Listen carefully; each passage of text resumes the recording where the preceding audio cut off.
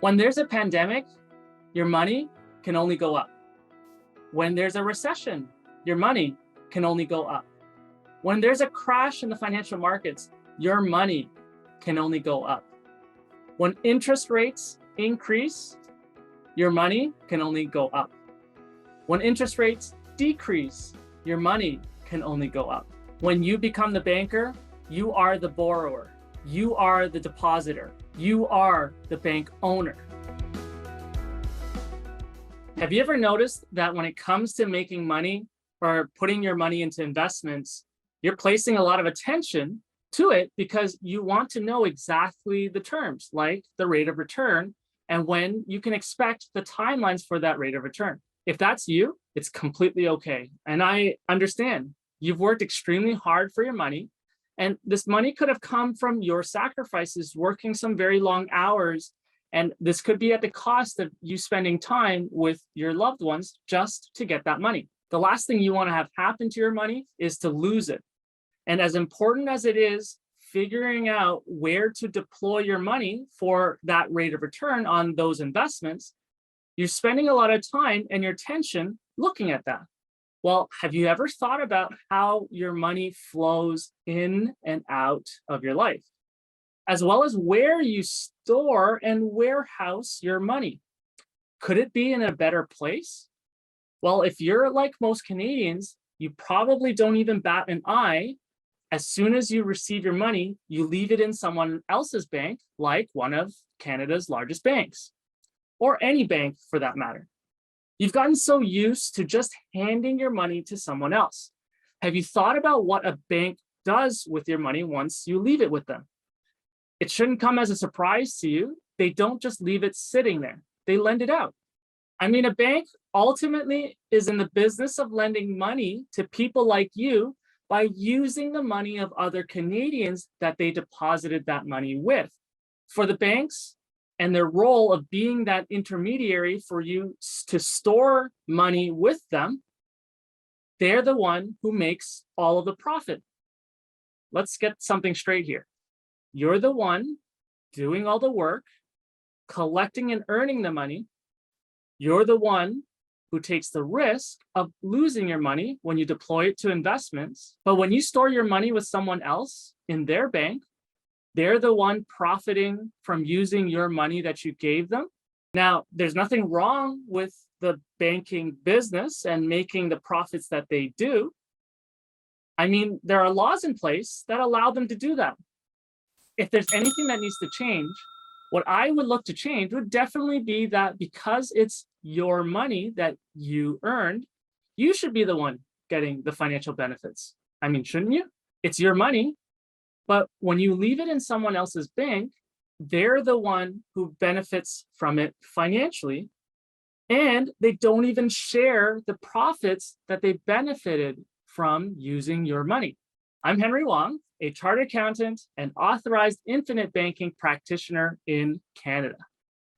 Instead of just investing in a bank and earning a return, why not be in the banking business yourself? Become your own banker so that you can benefit from using your own money and profit for being in the business instead of giving the benefits to someone else for being the bank with your money. If you want to start, make sure you visit watchibc.com to get access to a free 90-minute training on the process of becoming your own banker, the infinite banking concept. When it comes to the business of banking, what a better way to look at how banking works by looking at the other Canadian banks.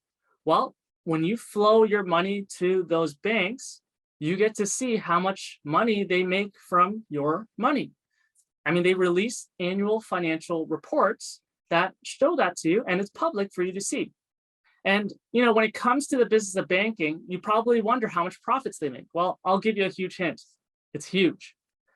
Back in 2020, using one of the Canadian banks, TD, who took first place, let's look at their annual report. So when it comes to an annual report, I'm just randomly choosing TD as the annual report to look at. And these annual reports are published every single year in their fiscal year end. And these reports aren't made to be easy to understand. They're actually quite complex and sophisticated. And if you don't understand them, that's okay. I'm here to help interpret it for you. So let's take a look at some very important things related to it. In the first place, I'm actually going to jump to is the cash flow statement, because we want to know what we're looking to understand is how much this business of banking is. So if we go to the cash flow statement, we'll see a couple of things. You'll see there's 3 columns. There's 2020, 2019, and 2018. Then the important thing to also recognize is it's in millions of dollars. So the numbers that you see, you've got to add 6 more zeros behind it. So in 2020, during the pandemic, when businesses were having challenges, let's look at how solid the banking business was for TD. Well, this business actually earned $13 billion, a slight decrease compared to 2019 of $14 billion. So that was their net income. Now, one thing that you may not know in terms of interpreting cash flows is let's look at how much the business what created good cash flows as operating or running the business. How did the business make its money, or how did it get its cash flows? So when we look at the operating cash flows section, we'll see in 2020, their cash flows that they've received was $231 billion. The year prior to that, their cash flows from their business was 271 from operating their business. And then the year before was 5.6 or $5.7 billion. And if we look at this large comparison from 2019 to 2020, a huge component of where that money has come from was a large increase in deposits. So money being deposited into the bank. On the cash flow statement, it also gives us some very good information, which if we look at what's called the supplementary disclosure of cash flows related to the operating activities, we can also see how much money that they've paid in interest in those years. So in 2020, they've paid $10.287 billion in interest. So this is money that they've paid to those deposit holders in general. And then in the years prior, they paid $17,958. And then if we look at the interest received, so this is from once you've deposited money into the bank, they've taken that money out to put it to work. And for them, they've received an interest of $34 billion compared to how much they've paid of $10.2 billion. So if we look at that, that's almost more, that's more than 3 to 1. They've made 3 times in lending money compared to how much interest that they've paid. That's an amazing business to be in. The second thing you'll probably think about is, well, when you look at the interest that they have received from being in the business of banking, and then how much they've paid for deposits, how much of that money, if you bank with TD, did you actually get? Unless you were an investor with TD. So if you were an investor with TD, you would have purchased shares on the TSX, as an example, on the publicly traded markets, and you would have some of those investments. And now if you have investments and shares in TD, let's look at very quickly their stock performance. Prior to that, their stock was hovering around $55. I'll just say it's $55. Then the pandemic happened, and that's when the markets came crashing down.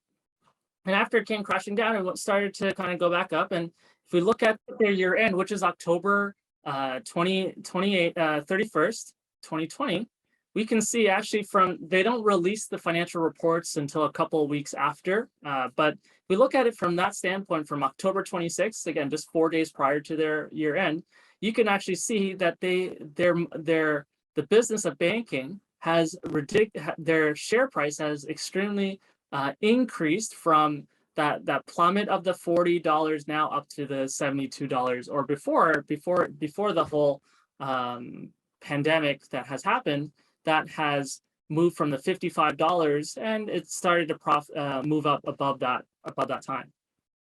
But during that time, if you were invested in TD at $55, and we compare it all the way until only the October, your share value would have lost from $55, came down as low to, let's just kind of say $40. And this is the year end. And from the year end, you can see it increase. But from that standpoint, let's just use here as the measure here. And that measure is, let's just call it $45.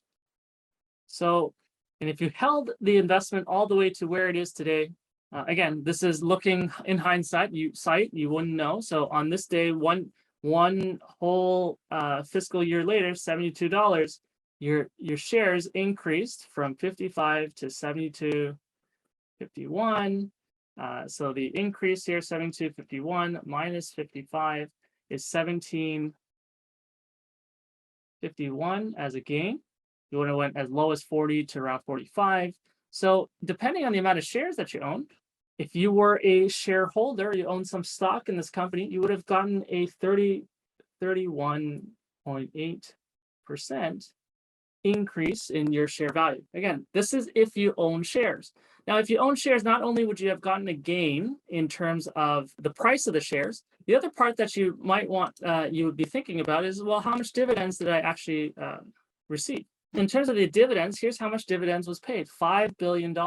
So despite a global pandemic, they were still able to flourish very, very well, and at the same time, still pay a very large dividend.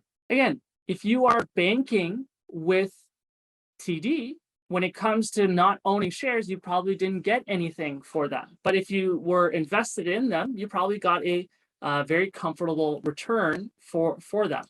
What I want to say is that what a great business to be in when it comes to the business of banking. Now, my colleagues, Richard and Sardlo, did a wonderful job laying out the facts on the massive profits the big Canadian banks made back in 2020 during the time when you had to endure government lockdowns, mandates, loss of employment because of this pandemic. Let's look at understanding what becoming your own banker is and the tool that we use to build the platform to become your own banker, so that you can understand the mechanics of having your own banking system, and it doesn't involve the same complexities of setting one up just like TD. If you really want to know more about building your own banking system, make sure you visit watchibc.com, get yourself a copy of the book, Becoming Your Own Banker from R. Nelson Nash. So let's go through the meat and potatoes of it. Let's break down the tool used to build your own banking system. When it comes to becoming your own banker, the first thing we're going to talk about is the platform that we use to build this banking system. And we use what's called a par whole life contract. This sets the foundation and the platform where we build this banking system. So when it comes to the policy contract, it's actually private between you and the insurance company. Life insurance, as Nelson would say, is a bunch of people coming together to solve an economic problem using a free contract and free people contracting together. The policy contract describes very clearly who the policy owner is, who the life insured is, and who the beneficiary is. The policy contract is also very clear in terms of describing the role of the premium and the death benefit. So this sets a very solid foundation for you, which brings a lot of good clarity. It's a unilaterally binding contract, and what this means is the contract is a one-sided and legally binding one, where one party agrees to pay for a specified act. In this case, that act is specifically your death. We all know that you are one day going to leave this planet. So that is 100%. The question or the uncertainty is actually when. Let's talk about just the nature of the contract. When we talk about becoming your own banker, why would you not set up your banking system in a company you co-own and you get to participate in the profits? Well, that's why the contract that is entered into is a participating whole life contract with a mutual insurance company. That means that by virtue of you owning the policy, you are a co-owner of the insurance company who also participates in the profits generated by the participating account. Let's kind of dive into one of those components, which is premiums. When we look at the business of banking, someone needs to deposit money into the bank. You are already depositing your money into someone else's bank, someone else's system. When it comes to becoming your own banker, the first step is actually changing the process of who's getting the money. So instead of directing the flow of your deposits, your money to someone else's bank, you are directing the flow and the money to deposit into your own bank. The platform your bank is the participating whole life contract.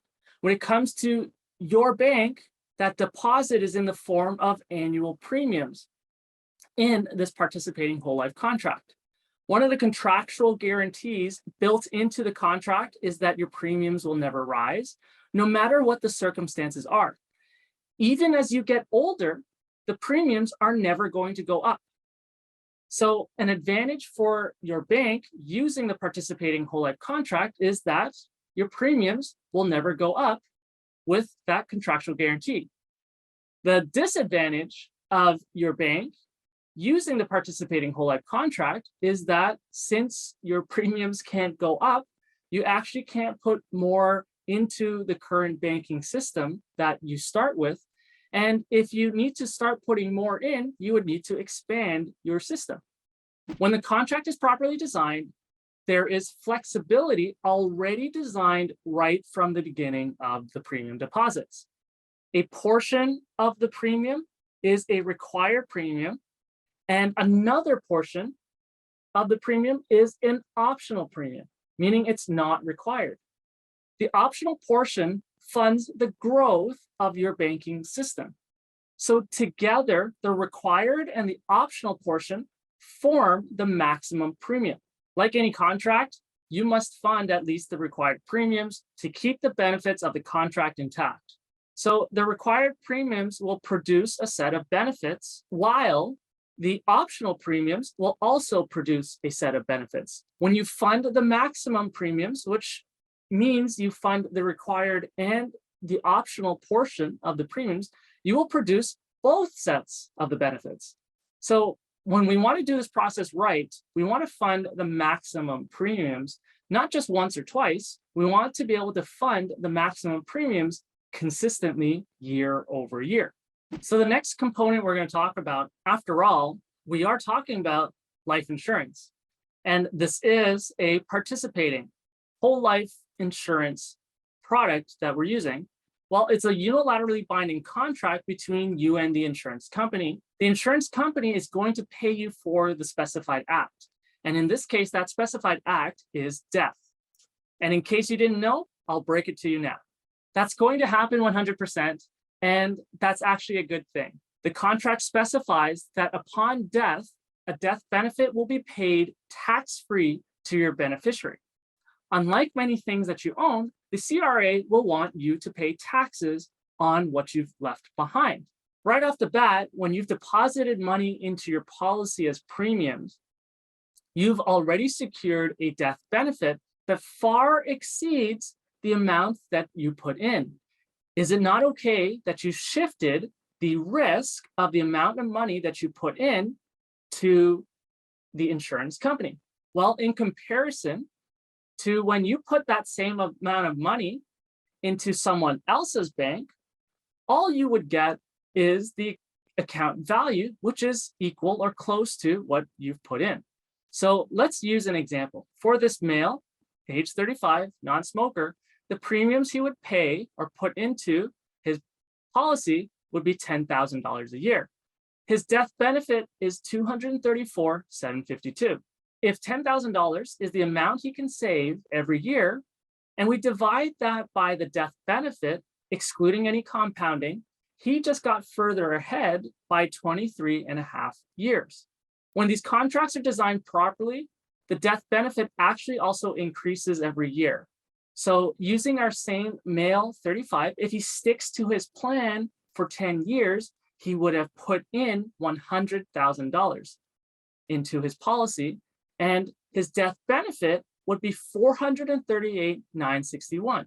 If we exclude any compounding, he would have had to save almost 44 years using that 10,000 to reach the same $438,961. If you want to know how your death benefit is protected in case the insurance company actually goes under, make sure you watch our video on how safe is your money in someone else's bank. When it comes to certainty, nothing speaks more clarity than when it comes to contractual guarantees. When you have a participating whole life insurance policy, you actually have what's called contractual guarantees. So let's go through some of those contractual guarantees. The first one is a properly designed participating whole life insurance policy is designed for lifetime protection. And in Canada, that lifelong protection is actually designed to perform to age 100. After 100, the policy will still continue to be in effect. This is one thing that you actually know from when you sign the contract until age 100, you're protected all the way. The next part of the contract is when this contract is signed by you and you fund it, that term that is used is called that it's in force. So you own the contract and you own the benefits to the contract. You are also the one with the ability to impact the performance of the contract, not the insurance company. The insurance company is going to fulfill their part of the contract. And when it comes to becoming your own banker, a very big part of why you are watching this is that you want to be the one in control, not someone else. This is what that contract will give you. When we talk about the contract, there are performance responsibilities in that contract. And one of those responsibilities that is there is that you fund your premiums. Well, the insurance company has also got responsibilities to fulfill in the contract, and there's a contractual guarantee built on this. And so that contractual guarantee is when you fund your premiums, these premiums get deposited into what's called a participating account. The participating account is a combination of items. Some of that is a reserve to pay for death claims like mortality, and another sum is used to be invested. I'm going to describe a little bit more of the participating account later, but essentially your premiums form a basis for your policy cash values. So as you are putting premiums into the insurance company starts to grow your cash value. The contractual guarantee is that by age 100, your cash values need to grow to match your death benefit. So you're going to have a starting cash value, and you're also going to have a starting death benefit. Every single year, as this policy is in force, and you continue following your side of the arrangement, this cash value is going to grow. And every single year as it grows, it's going to grow to match the death benefit. So what you can say is the death benefit will always be more than the cash value and the premiums that you've paid, at least until you reach age 100. At age 100, the cash values will grow to match that death benefit. That is contractually guaranteed. It doesn't matter if you start this process when you are 20 years old, 30 years old, 60 years old, or 70 years old. This contractual guarantee is the same. By age 100, your cash values must grow to match your death benefit. So let's kind of walk through some of these examples. What I want to show you is the contractual guarantee, and there's what's called that death benefit. Again, in this design here, this is a male, age 35, non-smoker, and he's putting $10,000. So immediately, as soon as he puts in $10,000, he's already secured one of the benefits, which is that death benefit here, which is $208,485 death benefit. So that's the line that you see here as the $208,485 as a death benefit. Now, if we follow what the contractual guarantee is, by age 100, cash values is going to grow to match the death benefit. Well, let's take a look at that. So using the same design here, you can now see in the first year, this individual lives, so 35 years old up until 65 years or age 100, that's his cash value. And as he continues with keeping with his policy of just funding his required portion of the premium, this cash value every year is going to grow to match the $208,485. This is what the contractual guarantee means. This is what the insurance company is responsible in fulfilling. So is it okay that you fund your 10,000 in exchange for that that death benefit of 208,485. Is it okay that you've shifted the risk to the insurance company instead of taking on the risk yourself? Absolutely. When it comes to life insurance, you already knew about a death benefit. Most likely you would have seen it, but now let's kind of put that connection together with cash values. This is what you want to be able to use when you are alive with your money. Following the contractual guarantee, the cash values are going to increase every single day. It will never be less than what it is today. The cash value grows every single day because you are aging every single day, and you will get closer to age 100. That is how this contract is designed to be performed. When the cash values don't go down, except they only go up, that means the cash values aren't impacted by external events that are out of your control.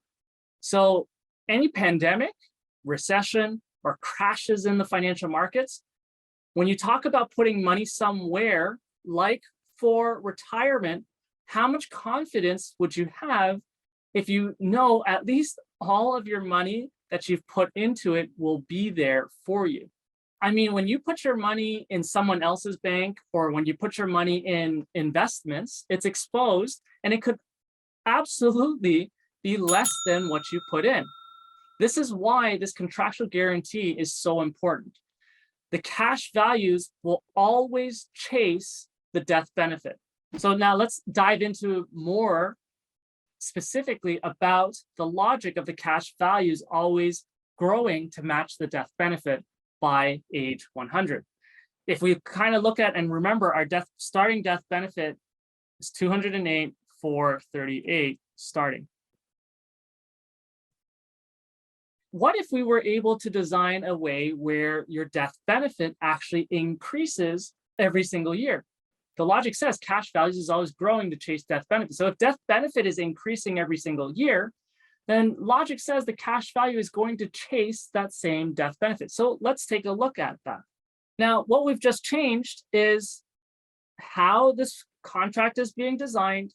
When you fund your premiums, and if you fund your maximum premiums of $10,000, your death benefit starts growing every single year. In the first year, this blue line represents that death benefit, and you can see there's already an increase in the death benefit. And year over year, over year, over year, over year, it grows, and that death benefit by age 100 for this particular individual is 2919740. I mean, I'm not sure about you, but that's a pretty big and wonderful amount to be left behind. How much money did this individual need to put in? Over 65 years, starting age 35, the amount of money that was put in over 10 years would have been $650,000. The new death benefit is 2919740. So if we were to follow that same logic in terms of cash values must grow to match death benefit, that contractual guarantee, well, let's take a look at what that would look like. And so the green line now represents how much the cash value is. So initially, the cash value starts lower, which is quite normal. And then every single year, that cash value is going to increase. And instead, now by year 16, cash value has grown to match the original death benefit of 208,438. Now, afterwards, anywhere beyond that, the cash value starts growing, growing, growing, and growing. Again, by age 100, this must match, and that is how the cash value is growing to match the death benefit. Remember that orange line that we had here? That orange line represented the initial cash value, and this is if you stuck to the minimum. If you stuck to the minimum, then you are then going to get the contractual guarantee still follows to match the 208,438. But if you fund the growth in your policy, then your death benefit starts increasing every single year. And as it keeps increasing, so does your cash values. And now you can see that initially stopping at year 16, it needed to match the 208,438. Now it's growing much more aggressively to match the new death benefit of 2.9 million. When there's a pandemic, your money can only go up. When there's a recession, your money can only go up. When there's a crash in the financial markets, your money can only go up. When interest rates increase, your money can only go up. When interest rates decrease, your money can only go up.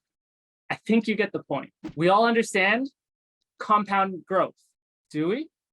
Well, the larger the pool of money you have, the larger the compounded growth. Well, if your money pool keeps growing, would you not want to be able to keep adding more money into it rather than segregating it all into smaller buckets and then having that grow? That doesn't make any sense. You want to pool as big of a pool that you can have and put as much money into that pool and to make that pool even bigger so it can compound even more aggressively. Now, the beautiful part is that when these policies are properly designed, you're able to continue to add money to your banking system until the end of time. This is not required though, right? This is optional. The longer you keep your policy in place, the more options and choices you afford yourself. And choice is definitely a great thing to have. As opposed to some other account features like a RIF, where you aren't allowed to put any more money into it after the age of 71. And if you want to know more about the RIF, please make sure you visit my video on what your RSP does after age 71. And I've put the link in the video. When it comes to your money, you probably think of deploying it for one job.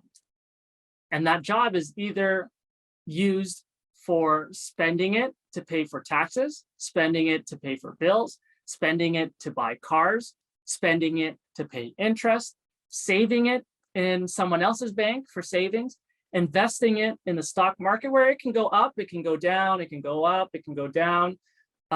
Bonds, it can go up, it can go down, up, it can go down. Real estate, it can go up, it can go down, it can go up, it can go down. Well, when it comes to your money, there are infinite ways you can use it. Well, you've worked hard to collect that money and you convert it to achieve those objectives. That's it. It's done one job. Well, when you achieve those objectives, well, why is it only doing one job? Because that's the end of the use of your money. When you earn the money and you put it into paying for taxes, bills, and buying stuff, that money pool that you've built up, it goes down, it gets sent away to accomplish paying those bills, buying those things, and it served its purpose. It's no longer there.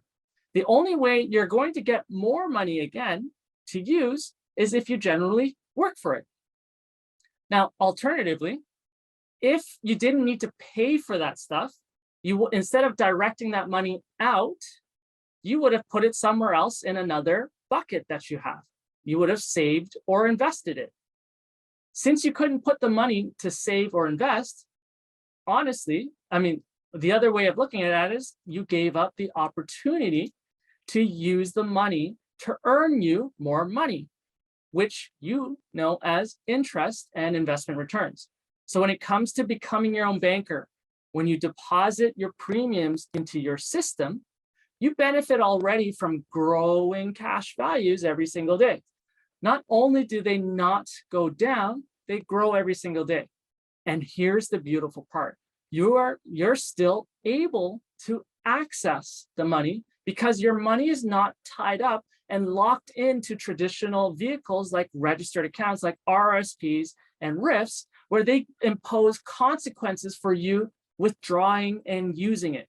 If your policy was properly structured, you'd be able to access the amounts of your cash value without interrupting the compounding of its growth. Why is it uninterrupted? Well, because your money stays growing every single day uninterrupted. Instead of using your money, you are using a lender's money.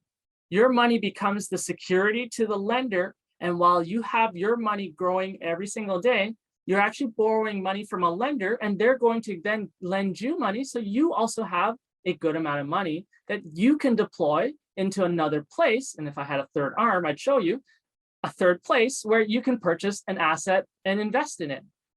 Now, when you've borrowed money, this is where you've become the second player of the financial play, the borrower. So why would you borrow money? My question to you is, why would you not? Instead of sending your money away and losing the opportunity to earn money on your money, you keep your money in a place to earn it while you're paying to use someone else's money. You are already paying for that. If you can borrow money to make more money, then why not? That's why you're borrowing. Is that not? Now, not only could you use the lender's money to make more money, your money, which is the security, still stays growing every single day, which, by the way, is tax-free. And if this is done properly, it's more than the daily interest that you would pay. In case you haven't drawn the connections together, the base in which you are borrowing your money from is your cash values. And if your cash values keep going up, that means the access to your money also keeps going up. So let's use another hypothetical example where could the real estate you paid for be less than the loan that you borrowed from? The probability of that isn't likely, or at least you may not have experienced, but absolutely it can happen. If our late great mentor, Nelson Nash, may God bless his soul, were still here, he'd tell you exactly that was exactly what he faced back in the 1980s. So what about more recently when property values plummeted back in 2008 and 2009? Did you already forget? With your money in popular accounts like RRSPs, TFSAs, savings, when you need to access the money, you can only withdraw it. And that's going to interrupt the compounding and growth of that money. So the more you withdraw, the more you lose in terms of its future growth. So let's talk about when you are borrowing money from someone. You've probably been so used to it, but did you notice that they are the one that sets the rules? They set the terms of when you need to pay that loan back. They also set the terms of how much per month you need to pay. You're also forced to make monthly minimum payments. And no matter how challenging things get with you, they are still going to have minimum payments. When it comes to getting the loan, you've got to ask, and they're going to ask from you very sensitive questions about your income, how much debt you have, how much assets you have, pretty much everything, including the kitchen sink. Now, when it comes to when you borrow money in the process of becoming your own banker, you actually introduce now becoming the third player of the financial play. You become the banker. Now, if your policy is properly structured, you actually get to be the one in control. So instead of the lender dictating the rules, you, who is the banker, who is also the lender, you get to dictate the rules. How weird does that sound? I'm borrowing money, but I'm the one making the rules. You set the terms of how much per month you need to pay. You're not forced to make minimum payments. There aren't any sensitive questions asked when you borrow money. You simply make a request, and within a few reasonable days, you will have your money deposited to you. When you finish paying your loan back, combined with the cash values growing, you eventually can borrow more money without going through more verifications and nosy sensitive questions. So when it comes to the banking business, we've covered the depositor, we've covered the borrower, we've covered the banker. Now, let's talk about being the bank owner. When you own a participating whole life policy contract, you actually become a co-owner of the insurance company. Now, when you build your banking system with the insurance company that you co-own, and you are flowing your money into that insurance company in the form of premiums, you are getting to benefit from the flow of that money that you've seen earlier in the form of cash values. You are allowing the insurance company you co-own to deploy that money. The money that you flow to the insurance company in the form of premiums goes to this pool of money called the participating account.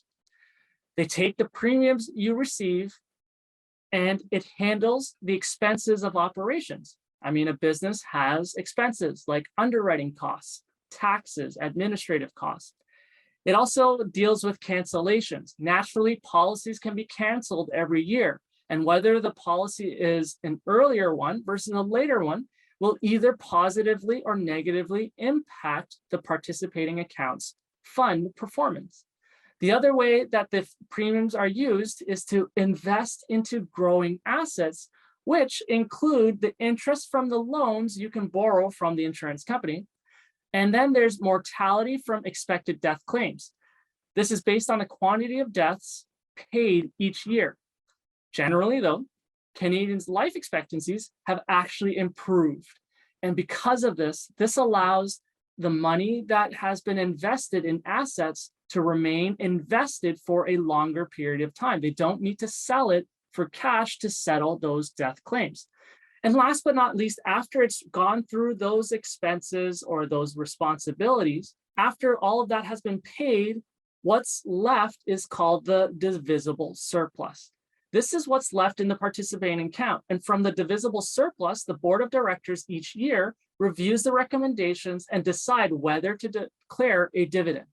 And dividends are distributed using a formula designed to give each policy owner his or her fair share of the total amount available. The formula considers many factors, which includes the year the policy was issued, type of coverage, and amount of insurance coverage the policy provides. The end result is known as what's called a dividend scale. This is called the dividend scale interest rate, known as DIR. The dividend paid is not guaranteed and will increase or decrease depending on the performance of the participating account and the available surplus. Let me demystify what you may think. Let's say you see a dividend scale rate of 6.05%. What you're going to do is to compare that to the amount that you've invested so far. So let's use an example of $10,000 as premiums in the first year. Well, if you've put in $10,000 as premiums with a dividend scale of 6.05%, you're going to expect dividends to be $605. This is false. Terminology in this example is very important. It's not dividend rate, it's actually dividend scale rate. And there are many factors that can be different here.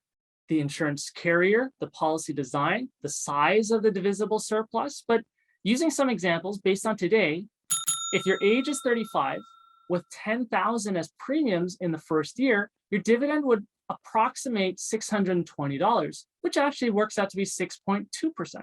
If your age is 55 with $10,000 as premiums in the first year, your dividend would approximate $504, which is 5.04%. Now, if you've watched this video up until this point, and this becomes a deal breaker for you, and your full attention is focused solely on the dividends, and you have unjust feelings that dividends paid to you must be reconciled. You need to know how it's calculated, the dividend scale, and how it all works.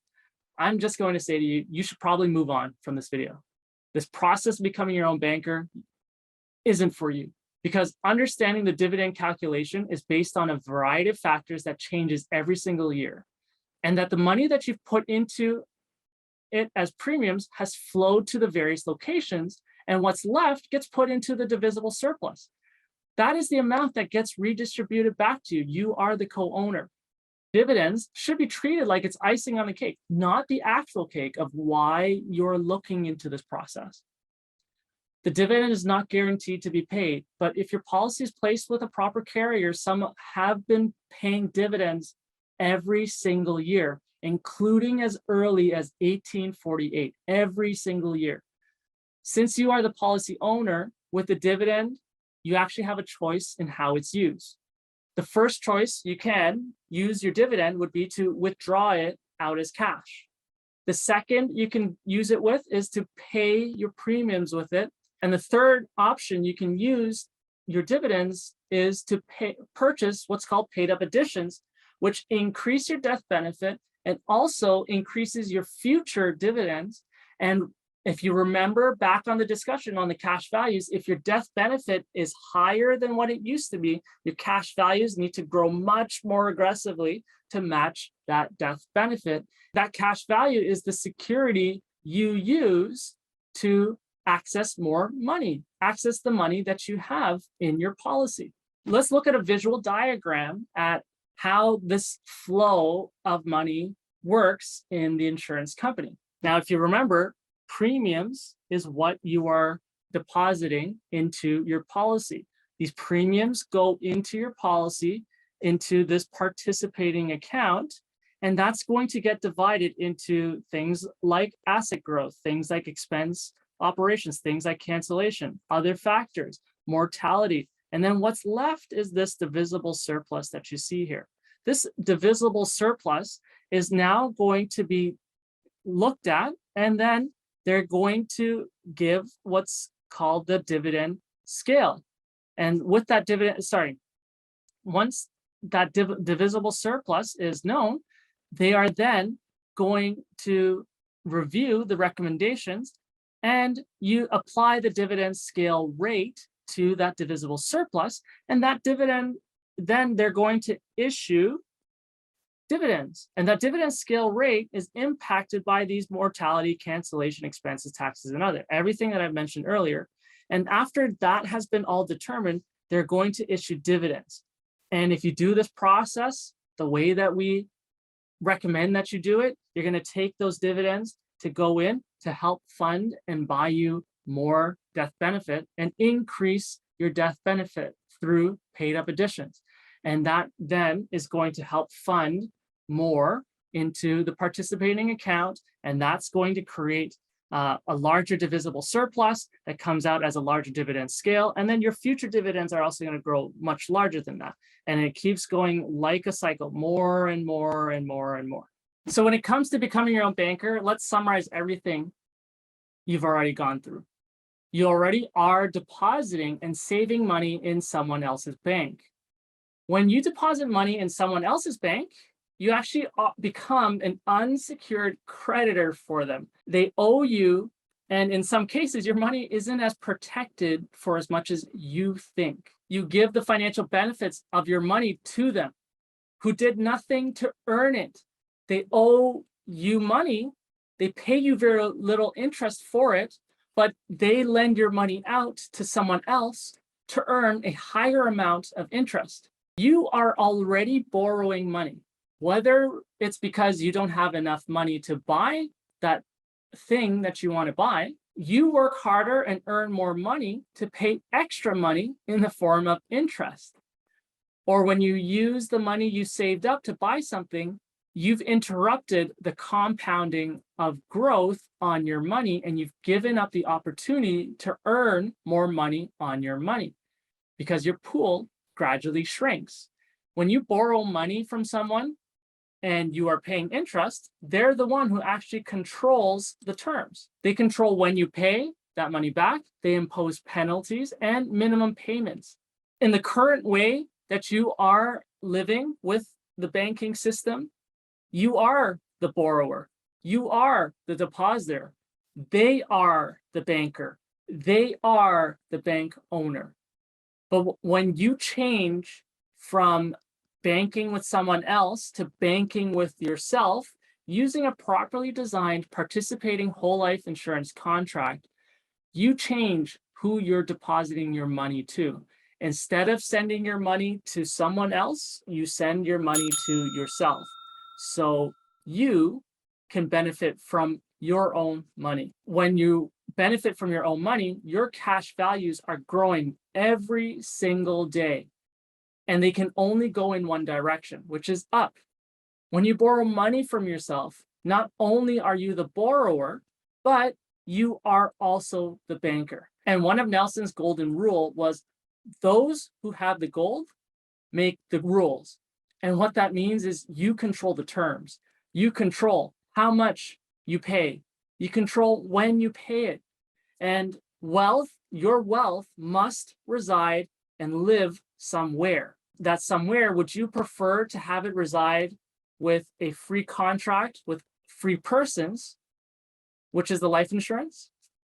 From this base of financial operation, you can do any of the other things in life that you desire. Your own money is growing every single day. No pandemic, no recession, no volatility, and manipulation of the financial markets will change that value.